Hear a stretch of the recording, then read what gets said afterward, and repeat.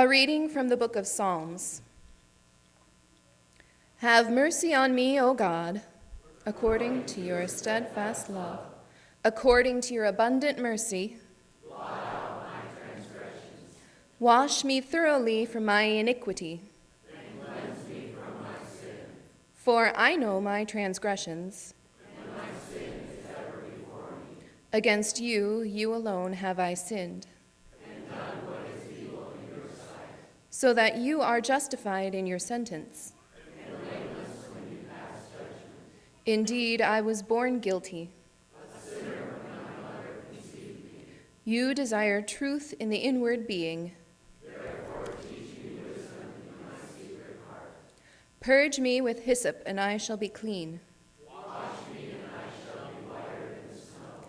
Let me hear joy and gladness. Let the bones that you have crushed rejoice. Hide your face from my sins. And blot out all my iniquities. Create in me a clean heart, O God. And put in you a right spirit within me. Do not cast me away from your presence. And do not take your Holy Spirit from me. Restore to me the joy of your salvation, and sustain in me a willing spirit. The word of the Lord. Thanks be to God.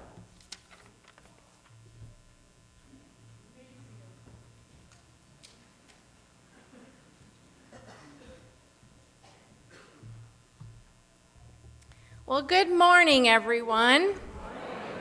It is so nice to see you all, to be back with you and worship the great God that we share together in worship today. So a little bit before the sermon to fill you in, I know I will not get to greet all of you as I would hope.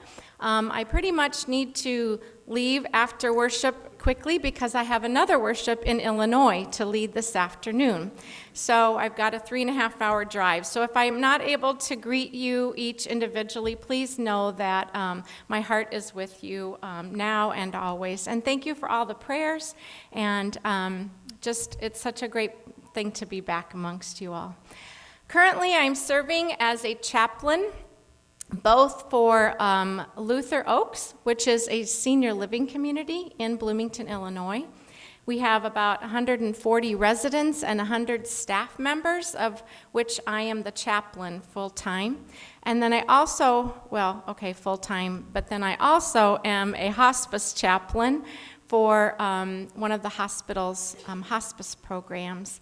And it has been a joy and delight to return to this kind of ministry, and I will be consecrated. Well, I've already been consecrated as a deacon, but I will receive my call in August from our synod. So I'm very excited to be on the roster again with the Evangelical Lutheran Church. Okay, we got that over with. Here we go. Corazon, Luvav, Kur, Cardia, Herz. Anybody have a clue what we're talking about here? Go. The final word, yes, but does anybody know what all those words mean? They all say the same thing. Heart. Heart. So as a chaplain, my part of my role is different from that as a pastor. And what helped me to discern the difference and helps me to share with people as I go out and preach, that a pastor's role is generally to stand before a group of people and say, this is what we believe, come and join me, come and join us. A chaplain's role is a little different. A chaplain's role is to walk alongside people, ask, what do you believe? And then help them to make sense out of what they're going through and connect them to their holy, whatever that might be. So it's just a little bit different than being a pastor in a church, but it's a ministry of the ELCA. Luther Oaks, where I serve as chaplain, is a social service ministry of the ELCA, and so that is just a really wonderful thing that the ELCA has places where people do ministry in the world. Now, not all of the residents at Luther Oaks are Lutheran. In fact, most of them are not Lutheran. And so it's a way to bridge the church universal, the Lutheran Church Universal, with the people I serve. And it's just quite a joy. But at the heart of the ministry of chaplaincy is healing. Healing is at the heart of the ministry of chaplaincy. And so I spend a lot of time with people, and I talk about what does it mean for you to be healed? What does that look like for you? A lot of the people I work with want to be healed from physical ailments, obviously. But a lot of people know that's not going to happen, especially my hospice patients. They know that healing for them is going to look different than for people who are in the hospital having surgery or recovering from a fall. Healing, heart. I think it's interesting to learn that the Hebrew word that we used in our psalm that we just read for heart means your innermost being. It doesn't really mean your heart as a bodily organ. It means your gut, your soul. A combination of body, mind, and spirit. So at the heart of healing, according to our psalmist that we read today, is to be whole, to have that shalom, that oneness in body, mind, and spirit.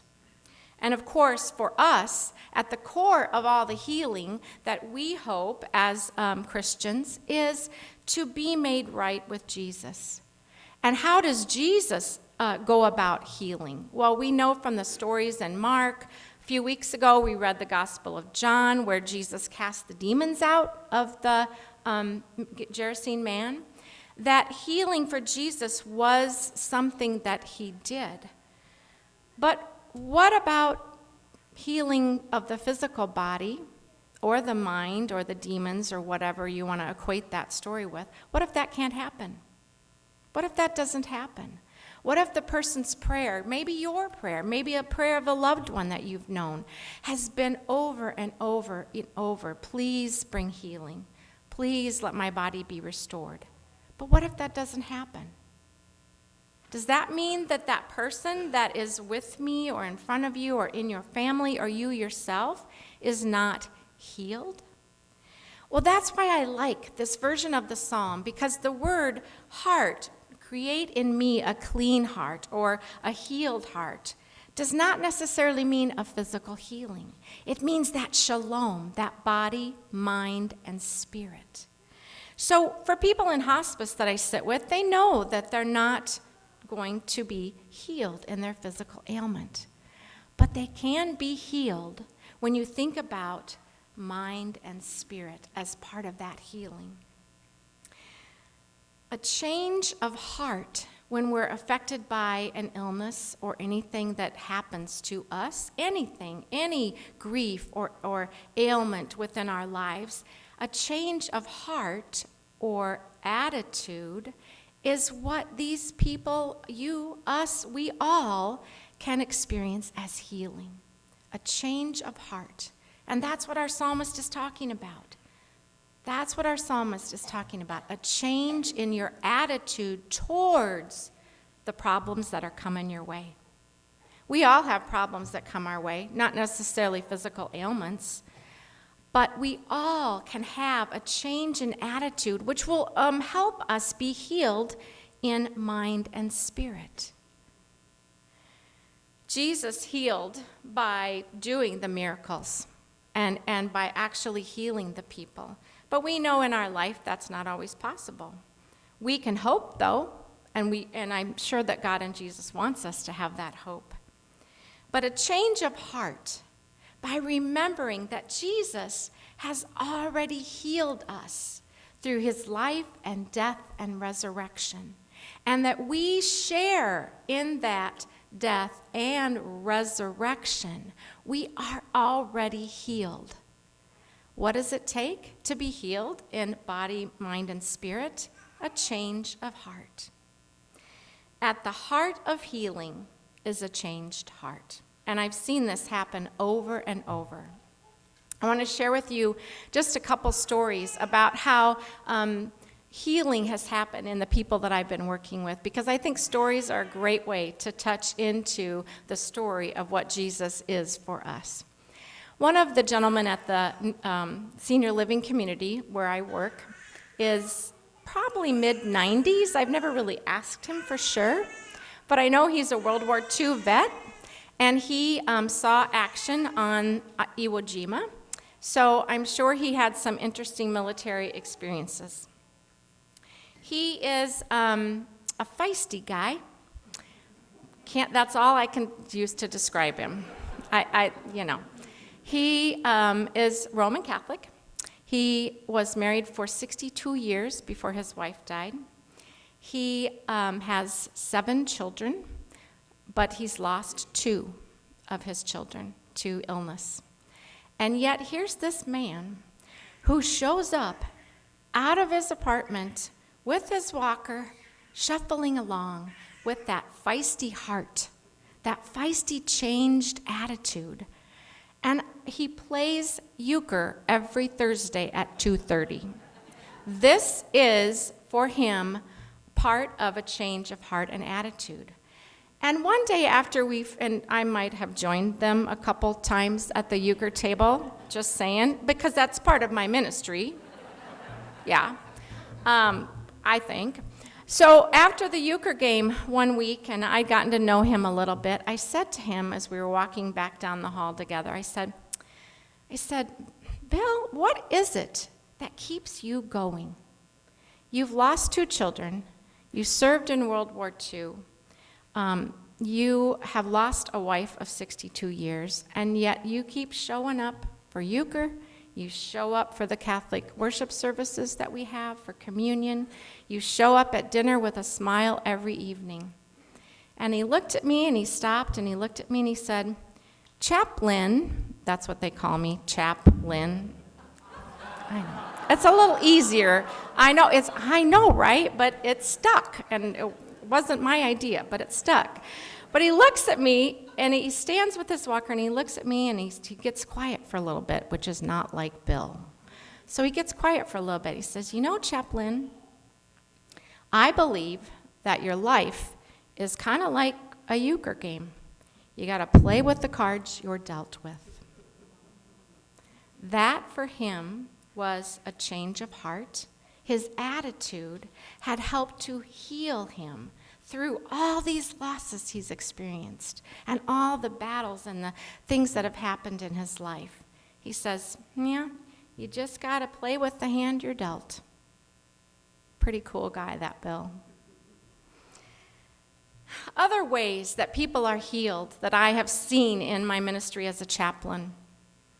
One night I was on call for the hospital and was called to the mental health unit, and I found out that it was a young lady who I had led worship with in the mental health unit the previous Sunday.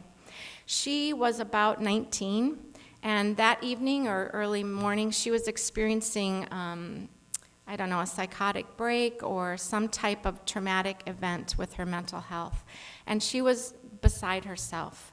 She had been wailing and trying to harm herself and just was really in a bad state. And so they called the chaplain, which was me that morning, and I sat with her beside the bed. The doctors administered some medicine to help her calm down. And as all the doctors and nurses were leaving the room, I said, Angela, do you want me to sit with you a little bit? She goes, yes, that would be great. So I sat with her. And she just was trying to calm down and trying to find a place where she could be healed.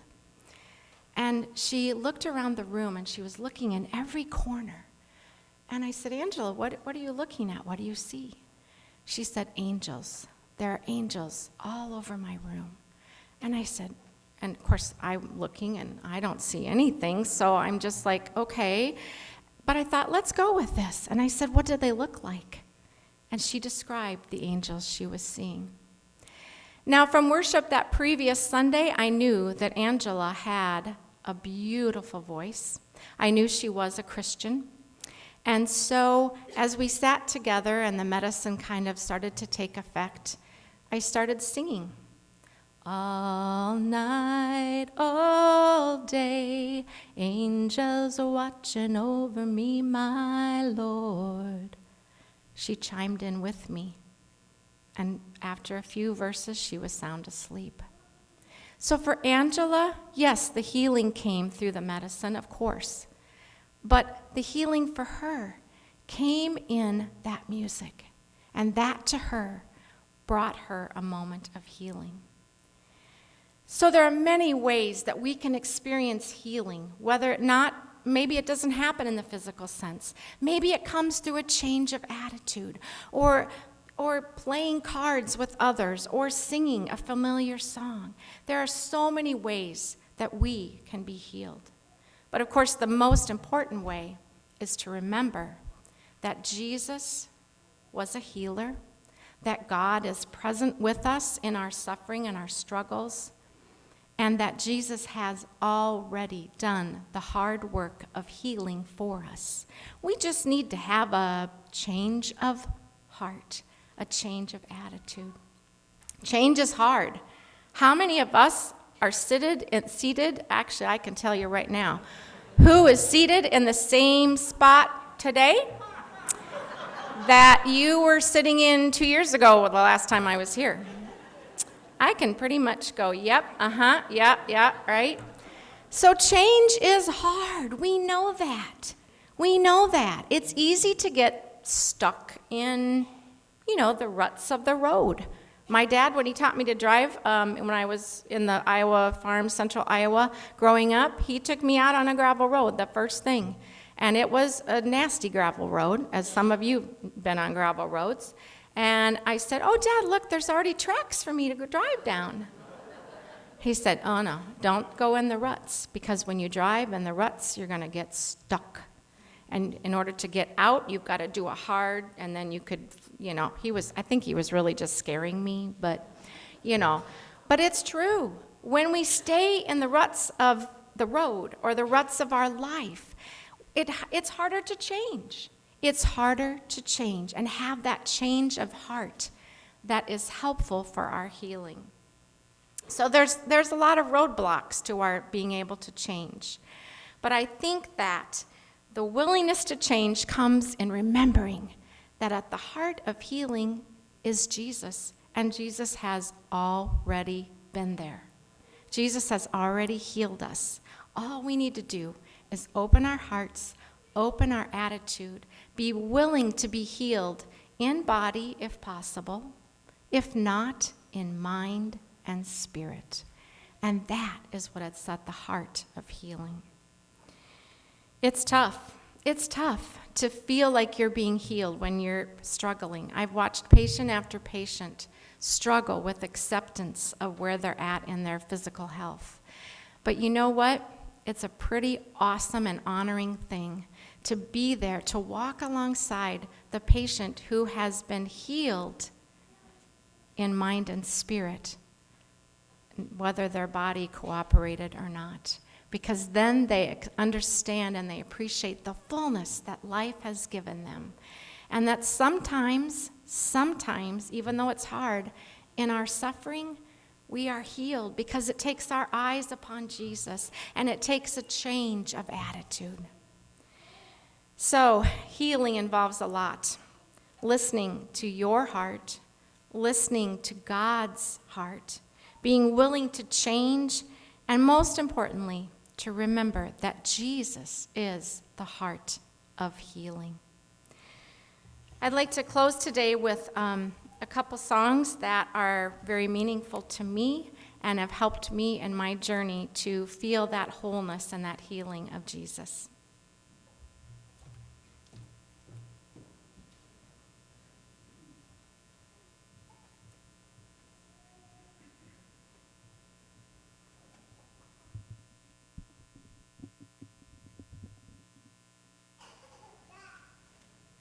If you know these songs, you are welcome to join along.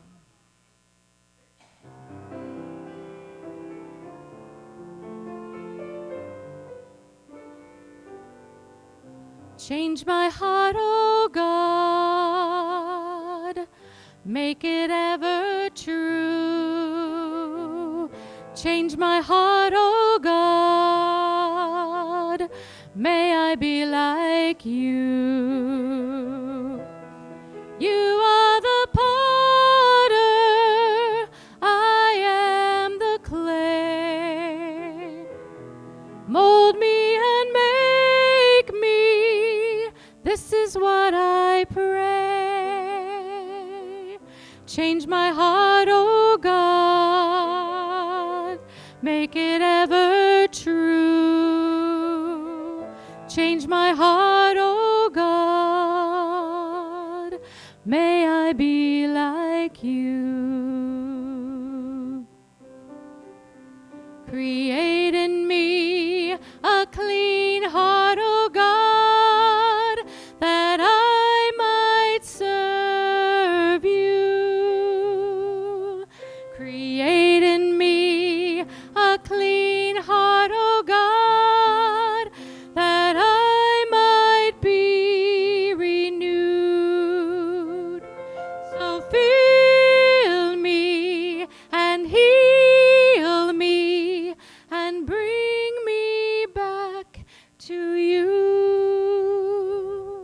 Create in me a clean heart, O God, that I might serve you.